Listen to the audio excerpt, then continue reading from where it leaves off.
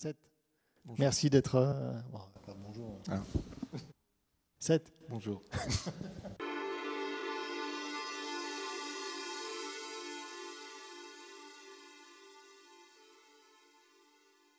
Bon, 7, salut. C'est cool de t'avoir ici. C'est la deuxième fois que tu viens au Street Art Fest Grenoble-Alpes. Et tu peux nous dire un peu comment ça se fait que tu sois là pour une deuxième fois? Parce qu'on m'a réinvité. Non, mais pourquoi est-ce qu'on t'a réinvité? Ah, parce qu'ils ont protégé les murs, ils ont refait l'isolation. Donc mes deux personnages que j'avais fait il y a 4 ans maintenant avaient disparu. Ça t'arrive souvent que tes personnages disparaissent? Oui, mais en En général, France? ça met un peu plus de temps avant de disparaître quand c'est sur un grand mur comme ça. Non, mais là, tu le savais déjà. Ah non? Ouais. Si, j'avais été prévenu il y a 4 ans déjà, et voilà. Ouais. Donc, ouais, le bâtiment était isolé par extérieur et bon, voilà, tu reviens. Bien évidemment, tu fais pas la même œuvre. Est-ce que Non, on a un peu changé. tu peux nous expliquer un peu le concept de cette deuxième Ces deux personnages qui s'observent chacun, qui sont l'un en face de l'autre, en utilisant le fait que je ne fais pas souvent les visages, enfin que je cache les visages, ils sont en train de se regarder avec la rue qui les sépare. Ok. Voilà. Il y a d'autres petits détails. Ah oui, journée... par rapport à la première fois, j'ai mis des fonds. Un se trouve dans le jour et l'autre dans la nuit, avec une lumière un peu bleu nuit. Il y a un garçon, une fille. Un garçon, une fille, classique. Classique. Voilà. Non, mais la dernière fois, il y avait un fil qui reliait les deux immeubles qui n'existe plus. Donc, j'ai dû changer un peu mon concept, puis je n'allais pas faire la même chose. Alors, ce qui était étonnant, c'est que la dernière fois, les gens n'étaient pas forcément très contents quand je l'ai fait. Et maintenant, tout le monde l'avait accepté. Ça faisait partie de la ville.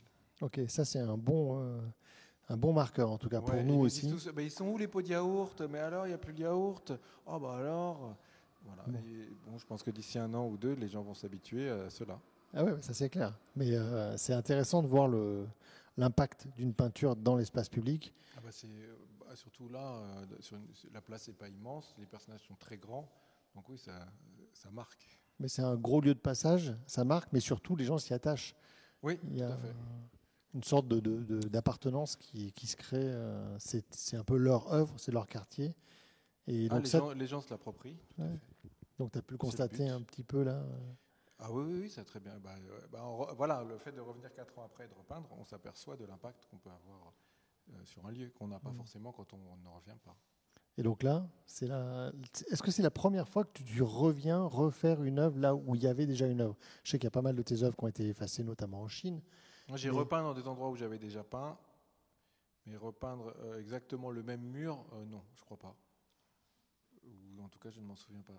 Ouais. Non mais bon voilà, c'est aussi c'est des moments ou c'est des expériences qui sont pas communes dans la vie d'un artiste. Je m'aperçois que le temps est toujours aussi aléatoire à Grenoble, parce que la première fois j'ai eu beaucoup de pluie, beaucoup de chaleur, et là j'ai beaucoup de chaleur et maintenant beaucoup de pluie. Bon bah écoute, ça va, rien ne change en fait. Le dérèglement climatique en fait c'est une farce. C'est un complot. Sinon on est à l'intérieur du Vogue, qui est l'espace exposition de la ville de Fontaine, qui est juste à côté des murs que tu es en train de peindre.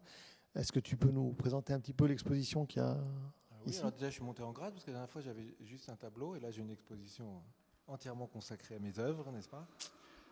Donc, j'ai voulu raconter un peu ce que j'avais vécu en Chine, en présentant des peintures que j'ai faites dans la rue, et accompagner des objets dont je me suis inspiré pour faire les peintures. Ok, donc c'est une sorte de carnet de voyage? Oui, carnet de voyage, et puis de montrer juste des photos, on peut être assez... il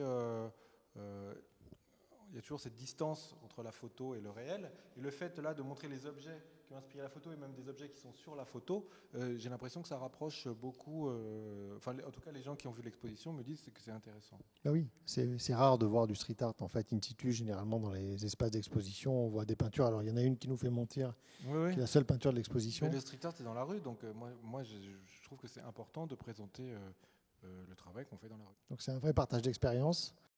J'essaye. En plus, j'ai présenté mes carnets, mes carnets de recherche, que j'utilise avant de faire toutes mes peintures, pour trouver les idées, pour crobarder tout ça. Donc il y a pas mal de carnets. Et puis une deuxième salle où je parle un peu de tout ce que j'ai fait avec les masques en Asie, notamment. Ouais. Donc c'est une jolie petite installation qui est dans la salle d'à côté. Et derrière nous, il y a une peinture. Bah là, c'est pour montrer un peu comment je peux travailler en travaillant dans la rue. Je m'inspire soit de ma peinture, alors ça peut être dans un sens ou dans l'autre, hein. Donc là, je me suis inspiré de ce que j'ai fait dans la rue pour faire la toile, et puis l'objet qui m'a inspiré à faire la peinture dans la rue, que j'avais trouvé dans une brocante en Chine. D'accord, donc tu l'as Et c'est ramené. le petit piano, je l'aime beaucoup celui-là parce que j'avais ce petit piano quand j'étais petit. D'accord. Dans les années 70, je pense que les Chinois devaient exporter leur petit piano en bois, et j'avais un petit piano rouge comme ça. Donc quand je l'ai retrouvé en Chine, j'ai fait waouh, génial. Bon, ok. Et pour notre plus grande chance, tu n'es pas devenu pianiste. Ah non, j'ai essayé, mais non. Non, enfin pour vos oreilles. Ah, au moins, on t'a en tant que street artiste. Ou en tant qu'artiste, tout court. Ouais, en tant que peintre. Ouais. Une petite, Modeste peintre. une petite bafouille là-dessus. Street art, peinture dans l'espace public, peinture sur toile, en galerie. Qu'est-ce que ça change? Ah bah non, tout change et en même temps rien ne change. C'est-à-dire qu'à chaque fois, c'est des moyens de s'exprimer différents. Après, l'idée, moi, ce qui me plaît, et ce pour lequel je suis pas trop mauvais, c'est l'adaptation. Donc l'idée, c'est de s'adapter à chaque fois au lieu. Et ça a été plus dur à l'intérieur, puisque j'ai quand même beaucoup peint dans la rue. Mais maintenant, je commence à apprécier. D'accord. Installation, faire des... Voilà. Et en fait, recréer un univers, raconter une histoire comme je le fais dans la rue, mais dans un espace blanc, quoi. Donc c'est plus compliqué, parce que dans la rue, il y a déjà un environnement qui m'aide énormément, Ouais. qui m'inspire. Mais comment dirais-je, en utilisant ces expériences, j'essaie maintenant de construire des choses à l'intérieur aussi. D'accord. Donc c'est vraiment le moment où tu rencontres un peu la page blanche de l'artiste quand il est face à son tableau. Mhm. Il n'a pas de... Voilà, rien. Il y a un carré ou un rectangle, une forme blanche. Toi, tu l'as jamais, ça, en fait, quand tu es dans la rue. Non, C'est, non, très rarement. Je l'ai eu un peu parce qu'au début, je savais pas comment aborder les grands murs. Et puis au fur et à mesure, non, j'ai réussi à essayer de les intégrer dans la peinture. D'intégrer, que ce soit l'architecture ou comment dirais-je, la culture ou le côté social du lieu dans la peinture. Ta peinture, elle va avoir un nom? Tu lui donnes un nom? Je crois que ça s'appelait les yeux dans les yeux. Ah, c'est chouette. Parce que justement, on ne voit pas les yeux.